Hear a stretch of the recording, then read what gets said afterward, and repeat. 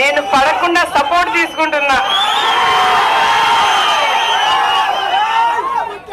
ఈరోజు ఆలగడ్డ దద్దరిల్లింది జన సముద్రం. ఈరోజు సునామీ ఎక్కడో రాలేదు, మన ఆలగడ్డలో కనపడుతుంది. కానీ ఈ సునామీలో కొట్టుకుపోయేది ఎవరో తెలుసా? గుంట నక్కలు కొట్టుకోపోతే ఈ సునామీలో. ఈరోజు ఆలగడ్డలో మీరందరూ చూపించే ఈ ప్రేమాభిమానాలకి మేము ధన్యవాదాలు చెప్పడం కూడా చాలా చిన్న మాట. మా జీవితాలను మీకు అంకితం చేస్తున్నామని ఇక్కడున్న మీ అందరూ కూడా తెలియజేసుకుంటున్నాను. ఈరోజు ఏ కార్యక్రమం పెట్టా, ఎప్పుడు పెట్టినా, ఏ క్షణంలో ఫోన్ చేసా, ఈరోజు అమ్మ మేమున్నాం, మేము వస్తున్నాం, ఎంతమందిని తీసుకురావాలా అని చెప్పి ఈరోజు అడుగుతున్నారంటే ఈ అదృష్టము ఇంకెవరికి దక్కదు. ఈ జన్మంతా నేను నా తమ్ముడు వచ్చే తరాలు కూడా మా జీవితాలు మీకు అంకితం చేస్తున్నామని ఇక్కడున్న మీ అందరూ కూడా తెలియజేసుకుంటున్నాం. మరి ఎన్నికలు ఇంకా 2 రోజులు. ఈ ఎన్నికల్లో మరి తెలుగుదేశం పార్టీ అభ్యర్థిగా నేను నిలబడడం జరిగింది. మీ అందరి ఆశీర్వాదాలు, మీ అందరూ కూడా నాకు ఉన్నారు అనే నమ్మకంతో ఈ రోజు ఇక్కడ నిలబడడం జరిగింది. కానీ ఈ రోజు నేను ఇక్కడ నిలబడకూడదు, నేను మాట్లాడకూడదు, నేను అసలు ఉండకూడదు అని చెప్పి చాలా మంది ప్రయత్నం చేసినారు. ఏమీ చేయలేరు, ఎందుకంటే మీకు చేత కాదు. ఈ రోజు నేను ఇక్కడ ఉండడానికి 2 కారణాలు ఉన్నాయి. ఒకటి, నా తండ్రి నన్ను నమ్మి నన్ను ఇక్కడ పెట్టినారు. 2, నేను ఇక్కడ ఉన్నాను కాబట్టి భూమా నాగిరెడ్డి గారికి మాట ఇచ్చిన ప్రకారం మీరందరూ మీ సొంత అక్కగా చెల్లెలుగా మీ ఇంటి బిడ్డగా ఈ రోజు నన్ను ఇక్కడ నిల్చోబెట్టించారు అని చెప్పి సందర్భంగా తెలియజేసుకుంటూ మరి ఎన్నికల ప్రచారం ఈ రోజు ఓటు అడగడానికి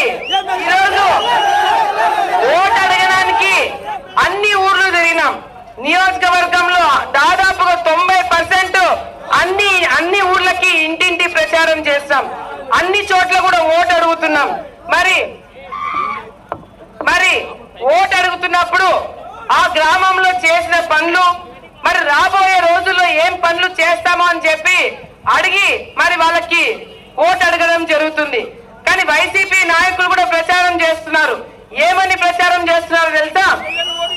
ఈ 5 సంవత్సరాలు బాగా నిద్రపోయినాము, ఇప్పుడు ఎన్నికలు వచ్చినాయి కాబట్టి ఇప్పుడే నిద్ర లేస్తాము, మీరు ఓటేసి గెలిపిస్తే మళ్ళీ నిద్రపోతాము అని చెప్పి ఓట్లు అడగడానికి వస్తున్నారు. ఈ 5 సంవత్సరాలు పనిచేస్తున్న మరి వైసీపీ ఎమ్మెల్యే ఆయన భార్య, ఆయన అక్క, ఆయన బావ, అత్త, మామ, పిన్ని, బాబాయ్, తాత, ముత్తాత, ఇంట్లో డ్రైవరు, పనిచేసే వాళ్ళు కూడా వాళ్ళ తరపున ప్రచారం చేస్తున్నారు. ఏమని ప్రచారం చేస్తున్నారు? మా వాడు చాలా బ్రహ్మాండంగా 5 సంవత్సరాలు పనిచేశాడని కాదు, మా వాడు బాగా నిద్రపోయినాడు, ఈసారి మళ్ళీ జగన్ చూసి ఓటేయండి అని వాళ్ళు ప్రచారం చేస్తున్నారు. ఇది ఈ రోజు వైసీపీ నాయకుల పనితీరు. కానీ ఈ 5 సంవత్సరాల్లో మరి అధికారం ఉన్నా లేకపోయినా, ఎమ్మెల్యేగా గెలిచినా గెలవకపోయినా 5 సంవత్సరాలు ప్రతిపక్షంలో ఉంటూ ఓఎమ్మ ఈమెతో పెట్టుకుంటే కష్టము, మరి అవినీతి చేస్తే కష్టము, ఈమె అన్ని బయట పెడతాదన్న ఒక భయాన్ని ఈరోజు ఆళ్లగడ్డలో పెట్టామంటే దానికి కారణం ఈరోజు ప్రజా పోరాటాలు చేసి ఇక్కడ 5 సంవత్సరాలు మీకు అండగా ఉన్నాం కాబట్టి. మరి ఈరోజు ఎక్కువ సమయం తీసుకోకుండా రైతుల పరిస్థితి ఆళ్లగడ్డలో ఎట్లుందో ఒకసారి మనం మాట్లాడుకోవాలా. ఈ రోజు మీ అందరికి ఎరుగుడుదిన్న గ్రామం తెలుసా తెలీదా? ఎరుగుడుదిన్న గ్రామం చుట్టుపక్కల ఉన్న మందలూరు, చెందలూరు, మార్చిపల్లె, చిలుకలూరు ఇట్లా కొన్ని గ్రామాలు ఉన్నాయి. ఈ గ్రామ రైతులందరూ ఎమ్మెల్యేని కలవడానికి ఎమ్మెల్యే ఇంటికి పోయినారంట. మరి ఎమ్మెల్యే వాళ్ళ ఇంటికి పోతే ఎప్పుడులాగే ఎమ్మెల్యే ఏం చేస్తున్నాడు? నిద్రపోతున్నాడు. మరి ఎమ్మెల్యే నిద్రపోతున్నాడు అని చెప్పి వాళ్ళ అమ్మ బయటకు వచ్చిందంట.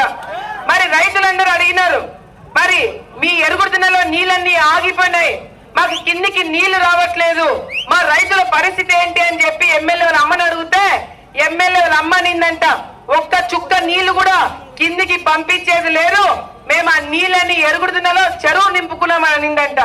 రైతులకు అర్థం కాలేదు, చెరువు నింపుకున్నానంటుంది ఏంటి ఏమా అని చెప్పి రైతులందరూ పోయి ఎరుగుడుదిన్నలో ఆ చెరువు జున్నానికి పోయినారంట. మరి ఆ చెరువు జున్నానికి పోతే అక్కడ రైతులకి ఏం కనపడిందో తెలుసా? చేపలు. ఎరుగుడుదిన్నలో చెరువులో ఎమ్మెల్యే వాళ్ళ అమ్మ చేపలు వదులుకుందంట. రైతులకు అర్థం కావలేదు. రైతులు వెళ్ళి అడిగినారు, మీకు చేపలు ముఖ్యమా మా బతుకులు ముఖ్యమా? ఈ రోజు మీరు నీళ్లు కిందికి పంపించకపోతే మేము ఆత్మహత్య చేసుకుంటామని రైతులు అంటే అప్పుడు ఎమ్మెల్యే వాళ్ళ అమ్మ అంటాది, పోనీలే మీరు రైతులందరూ కలిసి చందాలు వేసుకొని 15 లక్షల రూపాయలు నాకు డబ్బులు ఇవ్వండి, అప్పుడు రైతులకి నీళ్లు వదులుతారనిందంట ఎమ్మెల్యే వాళ్ళ అమ్మ. మరి ఈ రోజు రైతులు చందాలు వేసుకొని ఎమ్మెల్యేలకి డబ్బులు ఇస్తే మరి రైతు అనేవాడు రేపొద్దున ఆళ్లగడ్డలో ఉంటాడనేది మీరు ఒక్కసారి ఆలోచించాలా. మన ఆళ్లగడ్డలో కిరాణా షాపులు ఉన్నాయి కదా, కిరాణా షాపులు లేవా? ఆళ్లగడ్డలో ఉన్నాయి. మరి కిరాణా షాపుల ముందర బోర్డు పెట్టింటారు, కూరగాయలు ఇంత రేటు, టమోటా ఇంత రేటు, మరి నూనె ప్యాకెట్ ఇంత రేటు అని పెట్టింటారు. అట్లా ఎమ్మెల్యే వాళ్ళ ఇంటి ముందర కూడా ఒక బోర్డు ఉందంట. ఏంటో తెలుసా? ఏం రాశారో తెలుసా? మొగుడు పిల్లలు పంచాయతీ చేయాలంటే ఇంత డబ్బులు తీసుకుంటాం, రైతులకి నీళ్ళు వదలాలంటే ఇంత డబ్బులు తీసుకుంటాం, చెరువులు నింపాలంటే ఇంత డబ్బులు తీసుకుంటాం, పోలీసులకి పోస్టుకి ఇవ్వాలంటే ఇంత డబ్బులు తీసుకుంటామని రాసి పెట్టారంట. మీరు కూడా ఆ రేట్లు చూసి జోబులో డబ్బులు వేసుకొని పోతే మీకు కూడా పనులు చేసి పెడతాడు ఈ లూటీ నాని. మరి మీరు డబ్బులు తీసుకోపోయిన వెంటనే నిద్రలో నుంచి బయటికి వచ్చి సంతకం పెట్టి డబ్బులు తీసుకుపోయి మళ్ళీ నిద్రపోతాడు. ఇది ఈ రోజు ఆళ్లగడ్డలో జరిగే రాజకీయం కాదు, వ్యాపారం జరుగుతుంది ఆళ్లగడ్డలో. ఆళ్లగడ్డలో ఎప్పుడు లేని కమిషన్ రాజకీయాలు జరుగుతున్నాయి. ఆళ్లగడ్డలో ఎప్పుడు లేని నీచ రాజకీయాలు, రాక్షస పరిపాలన ఈ రోజు కనపడుతుంది. మరి అంతేకాదు రైతుల పరిస్థితి ఈ విధంగా ఉంది. మరి మహిళల పరిస్థితి ఏ విధంగా ఉందో తెలుసా? మన ఆళ్లగడ్డలోనే, ఎక్కడో కాదు, మన ఆళ్లగడ్డ పట్టణంలోనే కొన్ని రోజుల క్రితము ఒక చిన్న పాపని తీసుకొని తల్లిదండ్రులు నా దగ్గరకు వచ్చారు. ఒక 6 సంవత్సరాల చిన్న పాపని తీసుకొని వస్తే ఆ తల్లిదండ్రులు అడిగినారు, ఏమైంది అమ్మా అంటే ఆ తల్లిదండ్రులు నాతో అంటారు, ఒక వైసీపీ నాయకుడు ఒక 6 సంవత్సరాల చిన్న పాప పైన మానభంగం ప్రయత్నం చేస్తాడంట. ఒక 6 సంవత్సరాల చిన్న పాప పైన మానభంగం ప్రయత్నం చేస్తే మరి వెంటనే నేను డిఎస్పీ గారికి ఫోన్ చేసినాం. వాడిని అరెస్ట్ చేసినారా, జైల్లో పెట్టారని అడిగితే వాడు తప్పించుకొని పారిపోయినాడని చెప్పి డిఎస్పీ గారు అన్నారు. మరి నేను ఒకటే మాట చెప్పిన, 2 రోజుల్లో మీరు గాని వాడిని పట్టుకోకపోతే నా మనుషులు వెతకడం మొదలు పెడతారు, నా చేతికి చిక్కుతే మాత్రము వాడిని వదిలిపెట్టనని చెప్పిన వెంటనే పాపం డిఎస్పీ గారు వాడిని పట్టుకొని జైల్లో పెట్టారు. ఇంతవరకు వాడికి బెయిల్ రాకుండా లోపలే కూర్చున్నాడు. కానీ ఆ అరెస్ట్ చేసిన డిఎస్పీ లేడు, ఎమ్మెల్యే అతన్ని ట్రాన్స్ఫర్ చేసి పంపించేశాడు. మరి ఒక 6 సంవత్సరాల చిన్న పాపని మానభంగం ప్రయత్నం చేసిన వాడిని వెనకేసుకొస్తున్నాడు ఎమ్మెల్యే అంటే రేపు పొద్దున మన ఇళ్లలో ఉన్న ఆడోళ్ళ జోలికి వస్తే ఏంటి పరిస్థితి అని చెప్పి ఈ రోజు మీరు అందరూ కూడా ఆలోచించుకోవాలా. మరి ఈ రోజు వైసీపీ నాయకులు చేసే అరాచకాలు అన్ని ఇన్ని కాదు. ఈ రోజు ఎమ్మెల్యేగా పనిచేస్తున్నాడే తప్ప ప్రతి ఒక్క ఏరియాలో, ప్రతి ఒక్క గ్రామంలో గూండాలని రౌడీలుగా పెట్టి ఈ రోజు రౌడీయిజం చేస్తున్నారు, గూండాయిజం చేస్తున్నారు. పెద్ద పెద్ద మీసాలు ఉంటే కుదరదు. ఈడ మీరు చూడాల్సింది ప్రజలు భయపడుతున్నారా లేదా అనేది. ఆళ్లగడ్డలో ప్రజలు భయపడే వాళ్ళు కాదు, మిమ్మల్ని పరిగెత్తించి మిమ్మల్ని ఊర్లోనే లేకుండా చేసే రోజులు దగ్గరలో వచ్చాయి. మీరు భయపెట్టే కొద్దీ ప్రజలకి 2 వస్తాయి, ఒకటి పిరికితనం, ఒకటి తిరుగుబాటుతనం. ఆళ్లగడ్డ వాళ్ళు పిరికి వాళ్ళు కాదు, ఈ రోజు తిరుగుబాటుతనం వచ్చింది. ప్రతి ఒక్కరు కూడా బయటికి వచ్చి ఓటు రూపంలో మీకు బుద్ధి చెప్పబోతున్నారని చెప్పి ఈ సందర్భంగా మీ అందరూ కూడా తెలియజేసుకుంటున్నా. మరి ఈ రోజు గుంట నక్కలన్నీ ఏకమైనాయి. అవి ఎప్పటి నుంచో కాచుకొని కూర్చున్నాయి. ఎప్పుడెప్పుడు పీక తిందామా. మీరు పీక తినలేరు, మీకు అవకాశం ఇవ్వరు, మీకు చేత కాదు, చేయలేరు. ఎందుకంటే మీ ఆలోచన చాలా చిన్న ఆలోచన.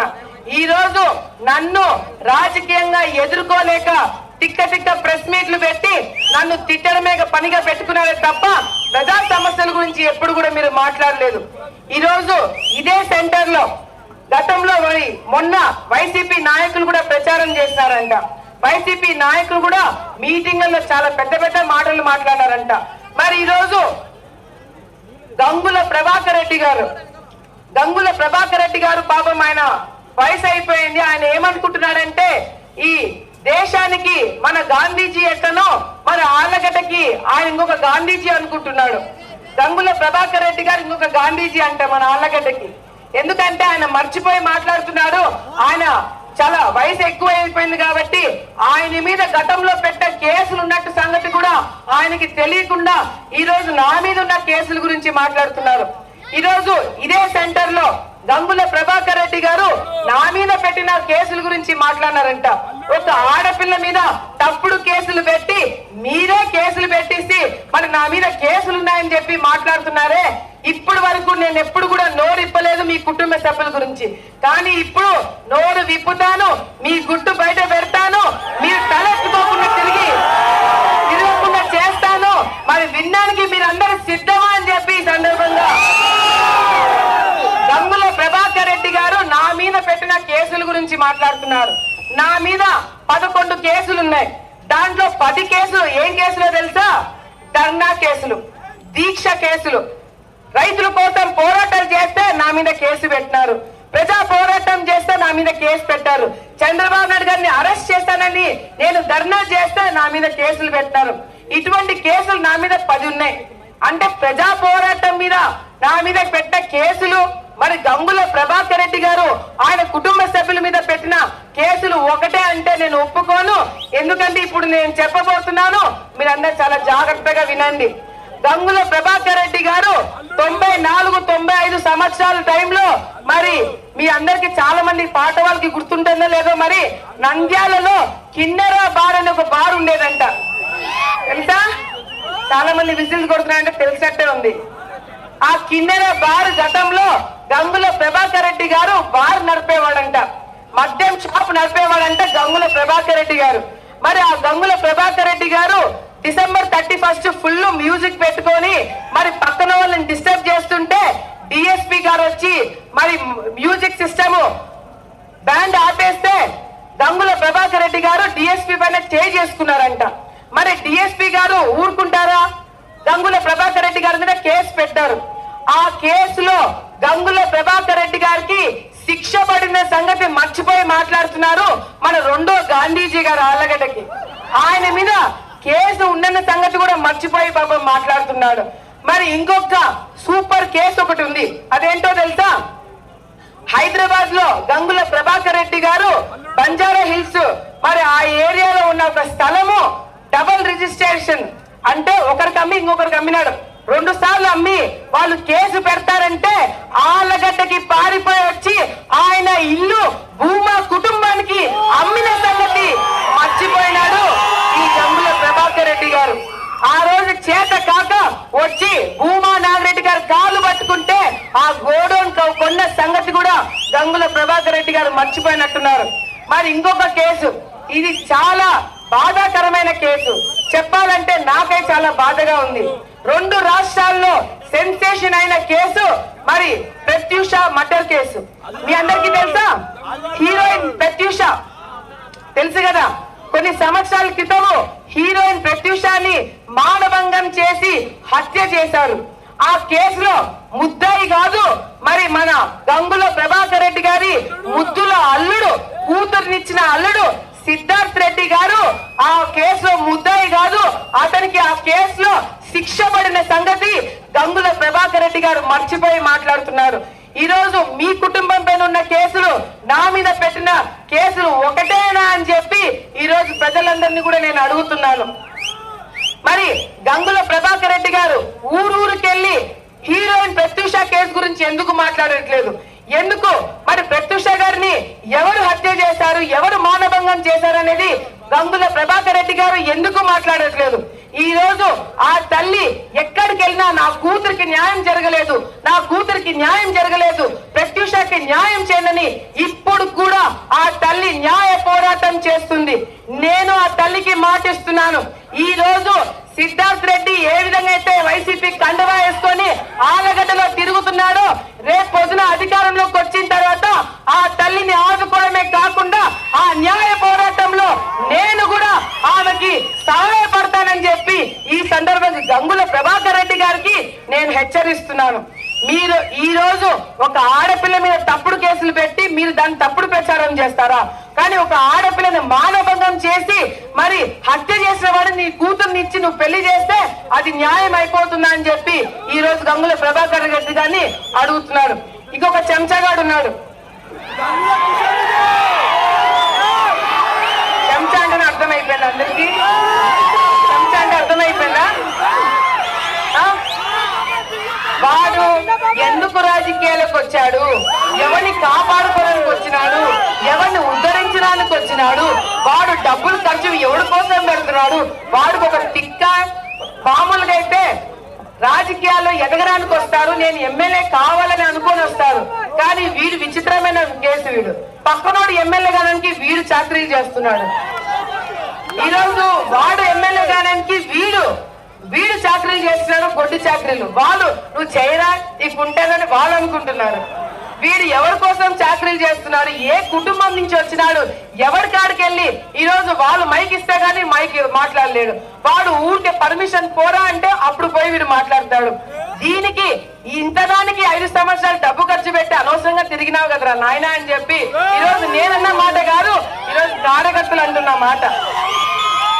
వీడేదో ఉద్ధరిస్తాడనుకుంటే వీడిపోయి గంగుల కాళ్ళకాడ పట్టమే కాకుండా మమ్మల్ని కూడా తీసుకుపోయి పడేస్తున్నాడు అని చెప్పి అన్న వర్షను ఈరోజు కార్యకర్తలు అంటున్నారు. నేనన్న మాట కాదు ఇది. మరి ఈరోజు ఇవన్నీ కాదు, జగన్మోహన్ రెడ్డి ఈయన గతంలో పాదయాత్రలు చేస్తున్నాడు. అందరికి చెమటలు కారుతున్నా, తలపైన నూనెన్నా కూడా బాగా ముద్దులు పెట్టి అయ్యో పాపం జగన్, అయ్యో పాపం జగన్, అయ్యయ్యో పాపం జగన్, పాపం పాపం జగన్ అని మీరందరూ బాగా ఓట్లు వేసినారు. ఈ రోజు ఈ పాపం పాపం జగన్ పాపాలు చేసుకుంటూ పోయినాడు. మీ నెత్తి మీద చేయి పెట్టి పాతాలలోకి తొక్కేశాడు. ఇదే జగన్మోహన్ రెడ్డి అని మీరందరూ గుర్తు పెట్టుకోవాలా. మొన్న వచ్చినాడు జగన్మోహన్ రెడ్డి ఎర్రగుంట్లకి, తెలుసు కదా. నేను వస్తున్నానంటే అంత భయం ఎందుకు గంగుల కుటుంబానికి? జగన్మోహన్ రెడ్డిని కలవడానికి ప్రతిపక్షంలో ఉండడానికి నేను వస్తున్నానంటే వాళ్ళు పారిపోతున్నారు. నేను వస్తున్నానంటే నా మీద కేసులు పెట్టి పోలీసులు అడ్డు పెడుతున్నారు. ఈ రోజు ఇక్కడ చాలా మంది పోలీసులు ఉన్నారు. పాప వాళ్ళ సమస్యల గురించి కూడా మాట్లాడుకోవాలా.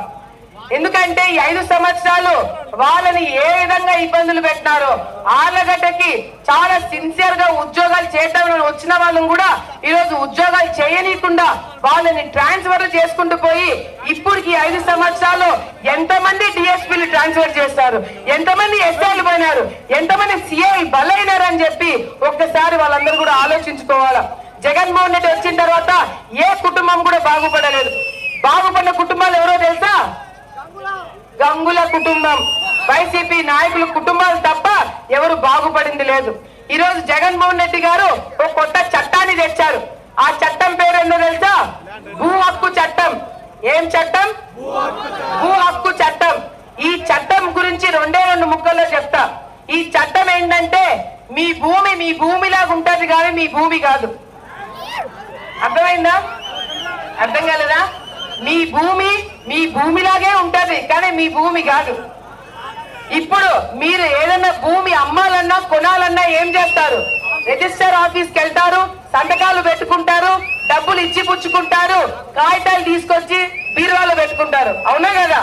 మన ఆలగడలు ఇంకేమైనా చేస్తున్నారా? అంతే కదా. కానీ ఇప్పుడు జగన్ తెచ్చిన చట్టం ప్రకారం మీరు భూమి అమ్మాలన్నా కొనాలన్నా ఒక ఆఫీసర్ సంతకం ఉండాల. ఆ ఆఫీసర్ సంతకం పెట్టకపోతే మీరు భూమి అమ్మలేరు, కొనలేరు.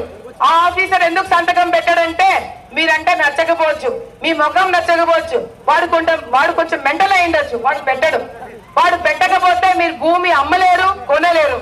ఎందుకు అంటే మరి మీరు ఒకవేళ ఆఫీసర్ ని బాగా బంగపోయి సంతకం పెట్టించారే అనుకుందాం, మీకు ఒరిజినల్ కాగితాలు మీకు ఇవ్వడు. రిజిస్ట్రేషన్ అయిపోయిన తర్వాత మీ ఒరిజినల్ కాగితాలు మీకు ఇవ్వడు. అది జగన్మోహన్ రెడ్డి దగ్గర పెట్టుకుంటాడు.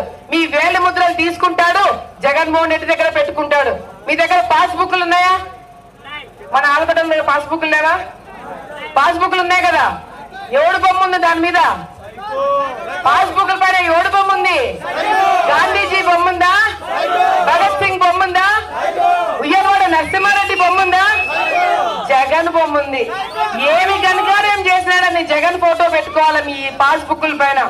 గతంలో చంద్రబాబు నాయుడు గారు ఇచ్చిన పాస్బుక్ల పైన రైతు సంతకం ఉండేది. ఇప్పుడు జగన్ ఇచ్చిన పాస్బుక్ల పైన రైతు సంతకం లేదు. ఇవన్నీ తీసుకొని ఏం చేస్తాడో తెలుసా జగన్? రేపు పొద్దున సచివాలయాన్ని తాకట్టు పెట్టేసినాడు, కలెక్టర్ ఆఫీసులను తాకట్టు పెట్టేసినాడు, ప్రభుత్వం భూములు తాకట్టు పెట్టేసినాడు. ఇంకా మిగిలిపోయినవి ఎవరి భూములు? మన ఆలగడ్డ భూములు అన్ని తాకట్టు పెట్టి అప్పు తెచ్చుకొని రాష్ట్రాన్ని నడుపుతాడంట. మీ భూమి మీకు తెలియకుండానే తాకట్టు పెట్టి అప్పు తెచ్చుకొని మీకు పెన్షన్లు ఇస్తాడంట. మీ భూమి తాకట్టు పెట్టి అప్పు తెచ్చుకొని మీకు అమ్మఒడి ఇస్తాడంట. ఇస్తారా మీ భూములు? ఆలగడ్డలు ఇచ్చేటట్టే ఉన్నారు. ఇస్తారా మీ భూములు? ఇస్తారా? రేపు పొద్దున మీ తల్లిదండ్రులు మీకోసం దాచిపెట్టుకున్న ఆస్తి అంతా జగన్మోహన్ రెడ్డి కొట్టేయబోతున్నాడు. మరి మొన్న విఖ్యాతి చెప్తుంటే విన్నాం. నా బిడ్డ నేను మీ బిడ్డని, నేను మీ బిడ్డని జగన్మోహన్ రెడ్డి గారు ప్రతి ఒక్క మీటింగ్ లో చెప్తున్నాడు. మీ బిడ్డ మీ బిడ్డ మీ బిడ్డ అని ఎందుకంటున్నాడో తెలుసా? రేపు పొద్దున మీ ఆస్తిలో వాటా అడగడానికి జగన్మోహన్ రెడ్డి ఇప్పటి నుంచే మీకు సంకేతాలు పంపిస్తున్నాడు. అంతేకాకుండా ఈ రోజు గంగుల కుటుంబాలు వాళ్ళు మాట్లాడుతున్నారు, భూమా కుటుంబం ఆలగడ్డకి ఏం చేసింది అని. ఈ రోజు అడిగే హక్కు లేని వాళ్ళు ఈ రోజు ప్రశ్నిస్తున్నారు. ఈ రోజు భూమా కుటుంబం ఆలగడ్డకి ఏం చేసింది అనేది ఇక్కడున్న ప్రజలకి తెలుసు. భూమా కుటుంబం అధికారంలో ఉన్నప్పుడు, ఎమ్మెల్యేలుగా ఉన్నప్పుడు అందరూ కూడా ప్రశాంతంగా వ్యాపారాలు చేసుకునే వాళ్ళు, ఎవరిని కూడా ఎక్కడ కూడా ఇబ్బంది పెట్టలేదు. అసలు మా ఇంటి పక్కన ఎవరున్నారో కూడా మాకు తెలియదు. కానీ ఈ రోజు మీరు ఎమ్మెల్యే అయిన తర్వాత మీ ఇంటి పక్కన ఎవరు లేకుండా చేశారు మీరు. అది మీకు మాకు ఉన్న తేడా. మరి ఈరోజు ఇక్కడే గతంలో నేను మంత్రిగా ఉన్నప్పుడు అన్నా క్యాంటీన్ గుర్తుందా? అన్నా క్యాంటీన్ 5 రూపాయలకే భోజనం పెట్టి ఇక్కడికి వచ్చిన వాళ్ళందరూ కడుపు నిండా భోజనం చేసి అన్నదాత సుఖీ భవ దీవించి వెళ్లేవాళ్ళు. అటువంటి అన్నా క్యాంటీన్ ని తీసేసింది ఈ రాక్షస ప్రభుత్వం. నేను ఇక్కడ ఆలగడ్డలో పట్టణంలో ఉన్న వాళ్ళందరికీ మాటిస్తున్నా, ఈ రోజు అన్నా క్యాంటీన్ మళ్ళీ తిరిగి రాబోతున్నాయి. ప్రతి ఒక్క మండలానికి ఒక అన్నా క్యాంటీన్ వస్తుంది. మన ఆలగడ్డకి 2 అన్నా క్యాంటీన్లు తీసుకొస్తామని చెప్పి తెలియజేస్తున్నాను. మరి ఇక్కడే భూమా బాలరెడ్డి స్టేడియం గతంలో భూమా నాగరెడ్డి గారు ఎంపీగా ఉన్నప్పుడు కట్టించడం జరిగింది. దాని తర్వాత దానికి ఫండ్స్ ఇవ్వలేకపోయినాం. మీ అందరికి కూడా మాటిస్తున్నా, భూమా బాలరెడ్డి స్టేడియం ని 2 కోట్ల రూపాయలతో అభివృద్ధి చేపించి దాన్ని బ్రహ్మాండంగా తయారు చేయించడమే కాకుండా పక్కనే షాదీఖానా ఉంది, షాదీఖానా కూడా 2 కోట్ల రూపాయలతో డెవలప్ చేపించి కమ్యూనిటీ హాల్ కట్టించి చుట్టూ కాంపౌండ్ వాల్ కట్టిస్తామని చెప్పి ఇక్కడున్న ప్రజలందరూ కూడా తెలియజేసుకుంటున్నా. ప్రతి ఒక్క మండల హెడ్ క్వార్టర్స్ లో యువత కోసము ఒక స్టేడియం కట్టించబోతున్నామని చెప్పి ఇక్కడున్న యువతకందరూ కూడా తెలియజేసుకుంటున్నాం.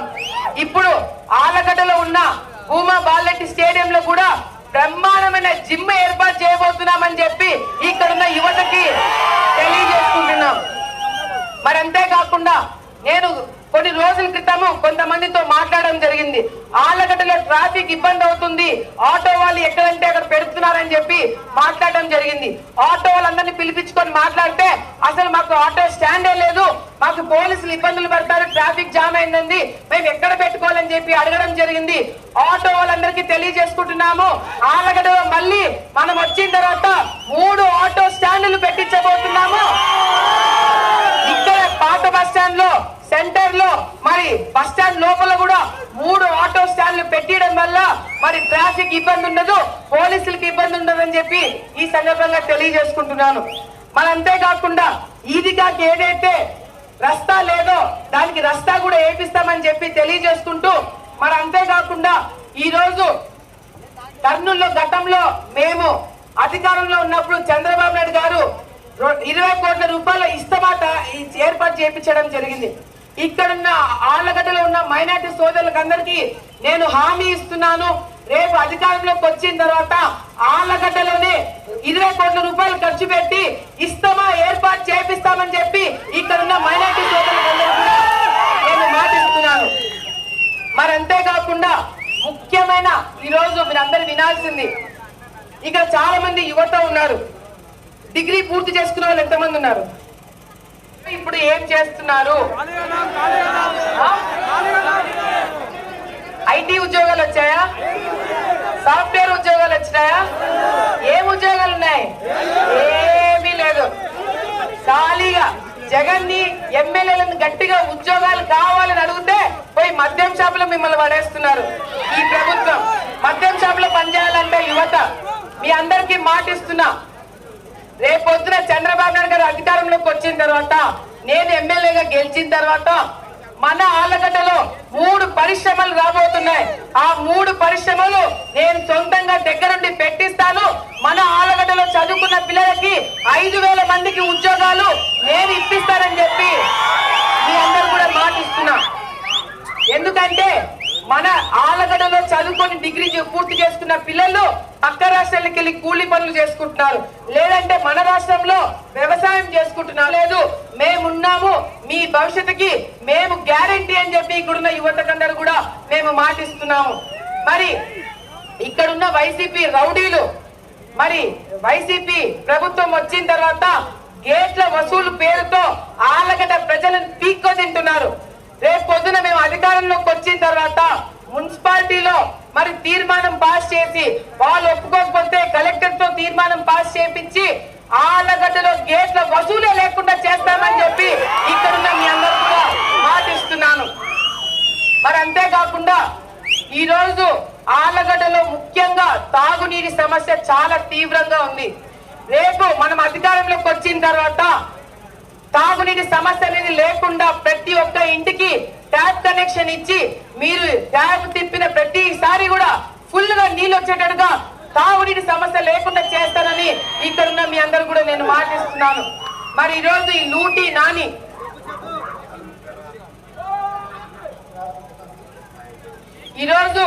లూటీ నాని అబద్ధాల అఖిల అని చెప్పి ప్రచారం చేస్తున్నారు. వైసీపీ నాయకులు అబద్ధాల అఖిల అని చెప్పి మాట్లాడుతున్నారు. అరే యూజ్లెస్ ఫెలోస్, మీరు అబద్ధాలు చెప్పేది మీరు, నోటికి ఏది వస్తే ఎంత వస్తే మాట్లాడేది మీరు, మేము కాదురా యూజ్లెస్ ఫెలోస్ అని చెప్పి తెలియజేసుకుంటూ, ఆ యూజ్లెస్ ఫెలోస్ గార్లకి నేను తెలియజేసేది ఏంటంటే, ప్రతిసారి ఇంటర్వ్యూలో ఎవడైనా ఎమ్మెల్యేగా నువ్వేం చేస్తావు నాయన, ఎమ్మెల్యేగా నువ్వేం చేస్తావు నాయన అంటే 100 పడకల హాస్పిటల్ తీసుకొచ్చిన, 50 పడకల హాస్పిటల్ తీసుకొచ్చిన, నేనే తీసుకొచ్చిన అని చెప్పి అబద్ధాలు మాట్లాడుతున్నారు ఈ లూటీ నాని. అరే యూజ్లెస్ ఫెలోస్, ఇది కూడా జీవో. నేను మంత్రిగా ఉన్నప్పుడు ఈ జీవో వచ్చింది. ఎన్నికలకి ముందు 19 ఎన్నికలకి ముందు వచ్చిన జీవో. ఇందులో చంద్రబాబు నాయుడు గారి సంతకం ఉంది.